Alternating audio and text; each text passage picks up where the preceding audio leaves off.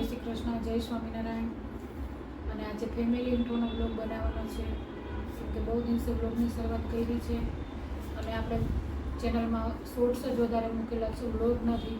એટલે આજે blog family વિશે બ્લોગ છે, આપણી ફેમિલીની ચેનલ છે, એટલે ફેમિલીની ઇન્ટ્રોનો બ્લોગ મૂકીશું. તો ચાલો કરીએ ફેમિલીનું ઇન્ટ્રોડક્શન. તો જો મને તો બધા ઓળખું જ છું, મારું નામ નીલમ છે અને અમે અમદાવાદમાં રહીએ છીએ. તો ચાલો હવે બીજા બધાનો ઇન્ટ્રો કરાવું.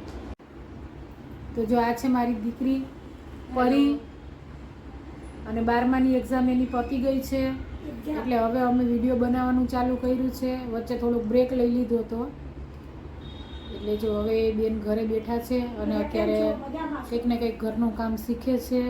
દીકા હાઈ કરી તો હેલો. હા, એનું નામ પરી છે.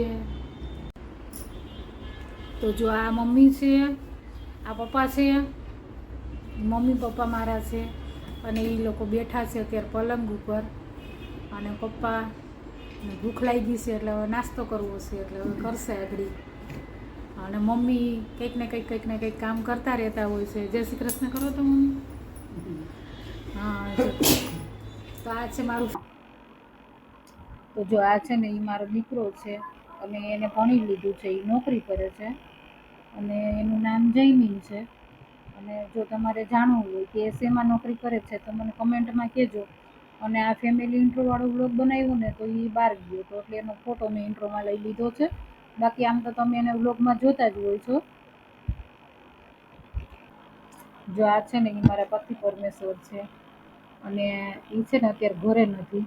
એટલે આ ફેમિલી ઇન્ટ્રોનો બ્લોગ બનાવ્યો ને એમાં બધા ઘરે નહોતા, પણ પછી બનાવી દીધો. બહુ દિવસથી ટ્રાય કરતા હતા ને, પણ બધા સાંજે જ ભેગા થાય એટલે મેળ નહોતો ખાતો.